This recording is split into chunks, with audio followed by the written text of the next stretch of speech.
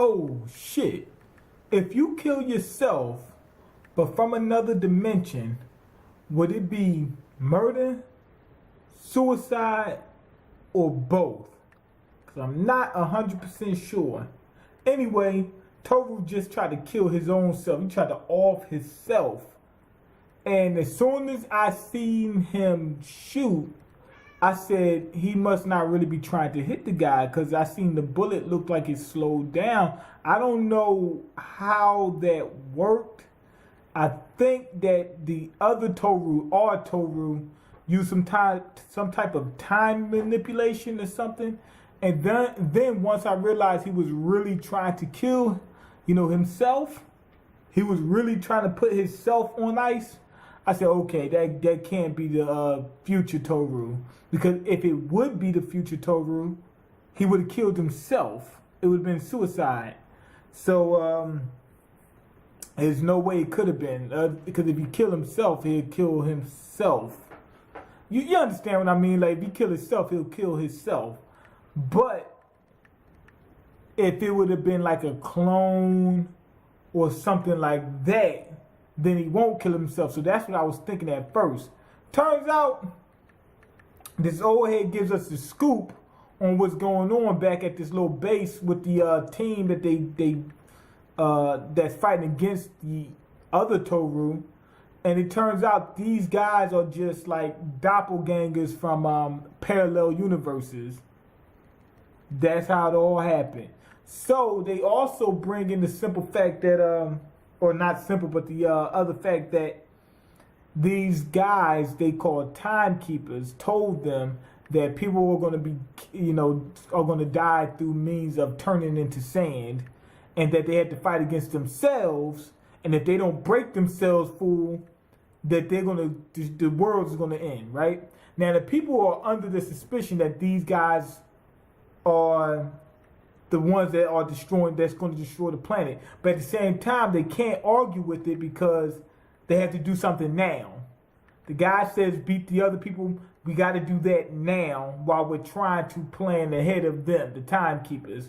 So anyway, the timekeepers gave them a little bit of technology that they're using in order to be able to time travel, things of that nature. Also, they have these cubes. It's like like the cube of enchilada from what was it? The Avengers or something like that. What was that cube called? The enchilada cube or something like that. Anyway, y'all know what I'm talking about. You've seen Avengers, the first one.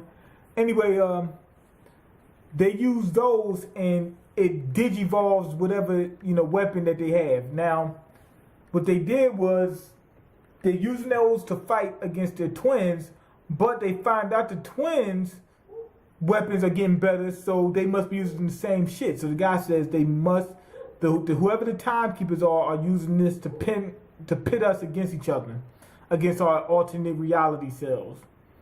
So basically, they got to kill the twin. But here's the crazy thing about it.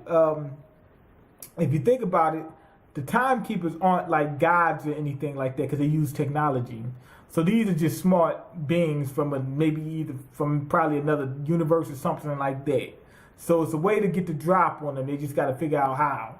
Anyway, Toru goes ahead and breaks out, of the Matrix. Because that's basically what he's been living in the Matrix. When they say spirited away, I'm thinking what's going on is these people who are being spirited away, apparently, are really being killed in the past or something like that.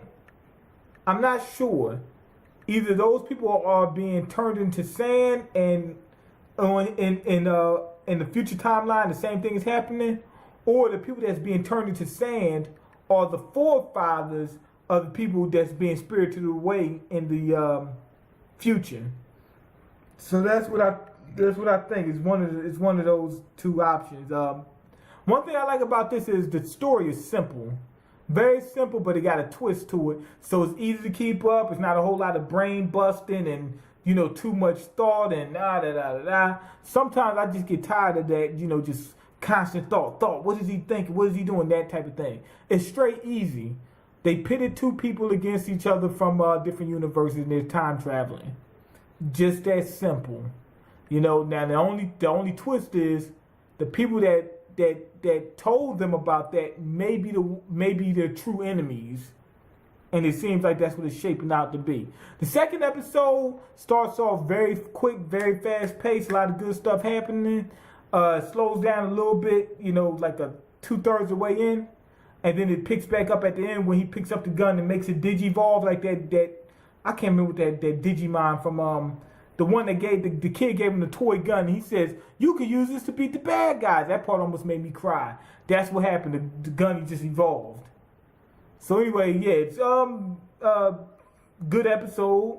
I'm gonna give it a 5 out of 5. Like I said, it slowed down real quick for a minute. You know, because as simple as the story is, it shouldn't have slowed down like that. But oh well, for a second.